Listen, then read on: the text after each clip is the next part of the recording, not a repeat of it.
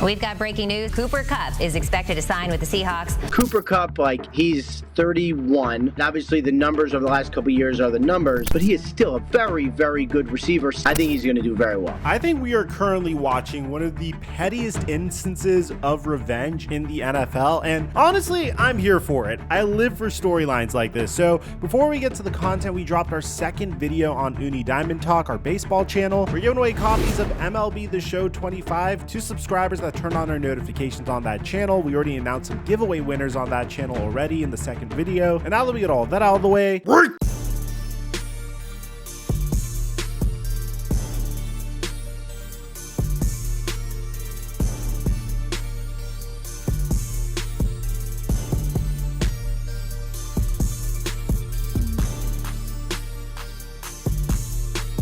today's video is sponsored by PrizePicks. We've been having a dominant run making easy money on our NBA props that I give away on my Instagram at @TheFlightMike and on my Patreon at Mikerophone. Make sure you use my promo code Mikerophone to get $50 when you make a play of $5 or more, or just click in the link in the description down below. And thank you, PrizePicks, for the sponsor. Mic check 1 2 1 2. What's going on, everybody? The moment the offseason began, the Los Angeles Rams told Cooper Kupp that they were moving on from him. They really didn't have much of a choice but to do this, primarily because Cooper Kupp was falling significantly below the expectations that were placed on him following his contract extension. When Cooper Kupp originally got that crazy 3-year contract extension, it was after his season where he was the Triple Crown, leading the NFL in receptions with 145, nearly getting 2,000 receiving yards and 16 touchdowns. He played in all 17 games that season, and since then, it seems like Cooper Kupp had significantly more issues staying on the field. The very next season, he played in 9 games, but in those 9 games played, he looked like his dominant self, getting 812 receiving yards and 6 TDs. But the year after, there was a little bit of a dip in production, primarily because of the emergence of rookie wide receiver Puka Nacua. And that's where things got a little bit difficult because the Rams essentially had 2 wide receivers that occupied the same role. Both Cooper Kupp and Puka Nacua dominate whenever they're in the slot, so whenever you have 2 receivers that are great slot receivers, playing them together is a little redundant, but the Rams tried it anyway. In 2023, Cooper Kupp played in a few more games, but he still had less receiving yards than the year prior. And that brings us to this past year, where Cooper Kupp returned, played in 12 games, but only had a little bit over 700 receiving yards. At this point, in order to get some salary cap relief, the Rams had no choice but to move on from Cooper Kupp. And it's tough decisions like these that define franchises. Obviously, people weren't happy. Kelly Stafford voiced her grievances with this decision on her podcast. I will say that the trading away of Cooper, I'm confused because we were one play away from going to the NFC Championship. And I think if we go, we win. I have to be the dog in this situation, being like, I want the respect for him that he deserves. Yes, I love the city of LA. I love the city of LA.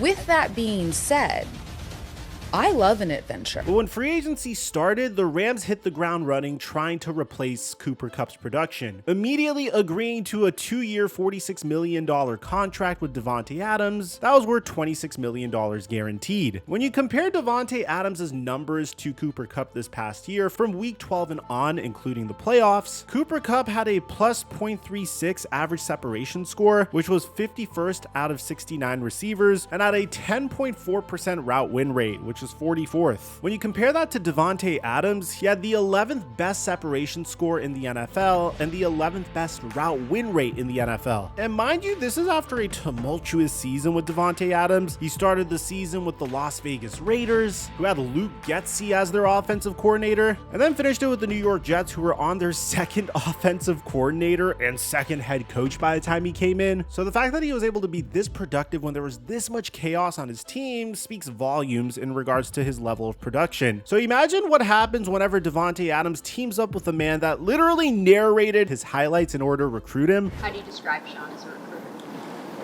recruiter? Aggressive. I'll say aggressive, but in all the right ways though. He sent me a couple highlight tapes of myself narrating. It was kind of John Gruden-esque a little bit. But on top of that, the Rams were able to extend Matthew Stafford on a 3-year, $57 million contract. So this is a team that understands that they need to manage their cap space well if they want to continue to compete moving forward. I think Davante Adams is a significantly better complement to Puka Nacua than Cooper Kupp would be. And then there was a huge question as to what Cooper Kupp's future was going to be. Cooper Kupp had a robust market. I mean, there are so many teams linked to him. There are rumors that he'd go to the Chiefs or rumors that he would go to the Ravens before they signed DeAndre Hopkins, of course. There's even a rumor that he joined the Philadelphia Eagles. Any team that could potentially use a wide receiver was interested in signing Cooper Kupp, but he probably chose the most savage team possible to sign with. And we found this out on Friday. You see, the Seattle Seahawks were in a very unique situation as well. A lot of fans had no idea what the Seahawks were doing. They were coming off of a season where they won 10 games with a rookie head coach, but at the same time, it looked like this was a team that was rebuilding. They traded Geno Smith to the Las Vegas Raiders for a 3rd-round pick, which is a move that I personally applauded. Geno Smith is 35 years old. There's no question that he's still a top 10 QB in the NFL. He wanted a contract extension and he couldn't come to terms with the Seahawks on that contract extension. So they traded Geno Smith to the Raiders and got a 3rd-round pick. At the same time, DK Metcalf wanted big money as well, but DK Metcalf wasn't even the best wide receiver on the Seahawks this past year. Jackson Smith-Njigba was, and he's still on a rookie scale contract. So instead of paying DK Metcalf a $30 million a year contract, they traded him to the Pittsburgh Steelers for a 2nd-round pick. It's obviously difficult to part ways with one of your best wide receivers, but getting a 3rd-round pick and a 2nd-round pick for Geno Smith and DK Metcalf is incredible work in my opinion. So at that point, fans were just assuming that the Seattle Seahawks were headed for a rebuild. After all, they're in one of the most competitive divisions in the NFC. Don't get me wrong, the NFC West is one of the most confusing divisions. And personally, it's very difficult to predict how this division does each and every year. I personally think the San Francisco 49ers are no longer a playoff team, but for all you know, they could find a bunch of stars in the 5th round of the NFL draft once again and be at the top of the division. The Arizona Cardinals seem to have talent, but they always fall short of expectations. The LA Rams seem to never have talent, but somehow get hot at the end of the season, primarily because they have a brilliant head coach and quarterback and a defense that outperforms what you see on paper. I always say when you have brilliant coaching and a great quarterback, you're always in the hunt. Although things do look a little bit better for the LA Rams going into the season this year. And then you have the Seattle Seahawks, who seemed like they were headed for a rebuild originally, but their recent moves indicate anything but that. So after trading away Geno Smith, when free agency opened, they signed Sam Darnold almost immediately. And I personally love everything that has to do with this deal. They signed him to a 3-year, $100 million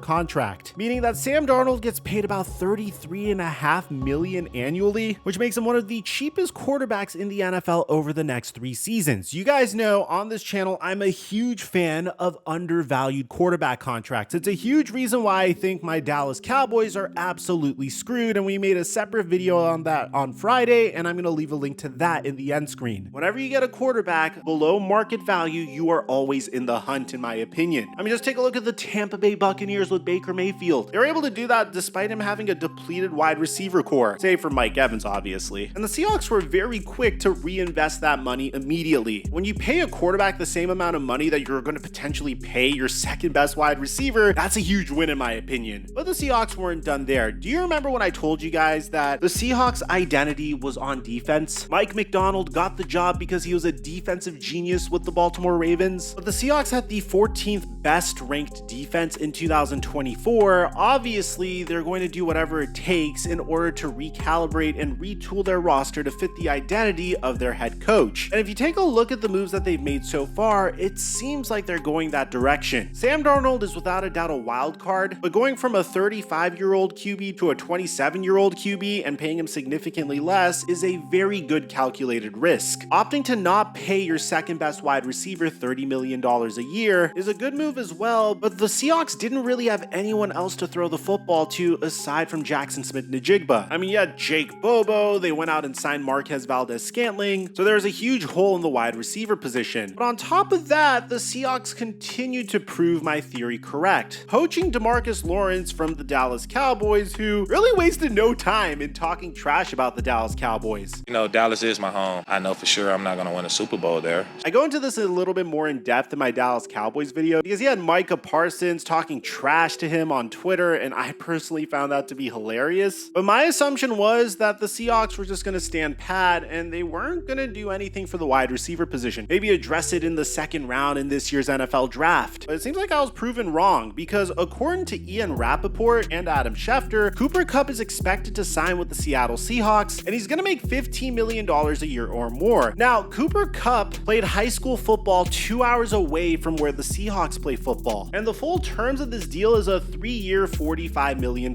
contract, about half of what DK Metcalf would have made. Cooper Kupp could easily be the top wide receiver for the Seattle Seahawks or the number 2 wide receiver for the Seahawks, or this could just be a terrible contract in general because Cooper Kupp does have a history of injury issues. But what's really intriguing about this decision is Cooper Kupp went from the LA Rams to the Seattle Seahawks, their division rival. So Cooper Kupp is going to have an opportunity twice a year to face off against his former team. It's a great opportunity to get one last huge payday, which Cooper Kupp gets, to potentially play for a contender and also get revenge on your former team by playing them twice a year. I personally love this deal for the Seattle Seahawks. I mean, this entire offseason, they've been showing us that they're going to try to make these sneaky acquisitions, do a little bit of retooling, add some additional assets so they could better the rest of their roster. I don't necessarily think they made a huge downgrade here because I'm anticipating the Seattle Seahawks to lean a little bit more into the run. And by signing Cooper Kupp, you could focus elsewhere in the NFL draft. Now, this isn't the greatest draft for the offensive line position, but currently with the 18th pick in the NFL draft, I have the Seattle Seahawks selecting the best interior offensive lineman in the NFL, Tyler Booker out of Alabama. He didn't have the greatest combine, but he's shown that he has all the attributes necessary in order to thrive in Seattle. And at the very base level, these are all decisions and moves that make sense. If Cooper Kupp flops with the Seattle Seahawks, they could easily move on from him after 2 years. It's not necessarily a crippling contract. They didn't overpay for him. I think the Seahawks actually improved in the offseason, even though these moves could theoretically blow up in their face. You didn't overpay Sam Darnold. You didn't give Sam Darnold a 5-year contract. The same could be said about Cooper Kupp. You moved on from your best players and got adequate value in return, and this team has an identity moving forward. I honestly give the Seahawks an A for their offseason. It's not a guaranteed home run, but no move in the NFL is a guaranteed home run. I mean, last year when the Philadelphia Eagles signed Saquon Barkley, everyone's top criticism about Saquon Barkley was, what if he gets injured? There's never a black and white move in the NFL that'll definitively pan out. When the Minnesota Vikings signed Sam Darnold to a 1-year prove-it deal, nobody thought that he was going to lead the Vikings to a 14-3 season and throw for over 4,300 passing yards. All you can hope is that your general manager makes decisions that make a lot of sense, and in the case of the Seattle Seahawks, they're making intelligent decisions. So if you're a Seahawks fan, let me know in the comment section down below. What do you think about Cooper Kupp's revenge here? Do you think it's going to pan out? Do you think the Seahawks could win the NFC West? Aside from that, I don't know if you heard, but the Dallas Cowboys nightmare offseason has officially begun. We have a separate video on that, and I'm going to leave it in the end screen and meet you guys there.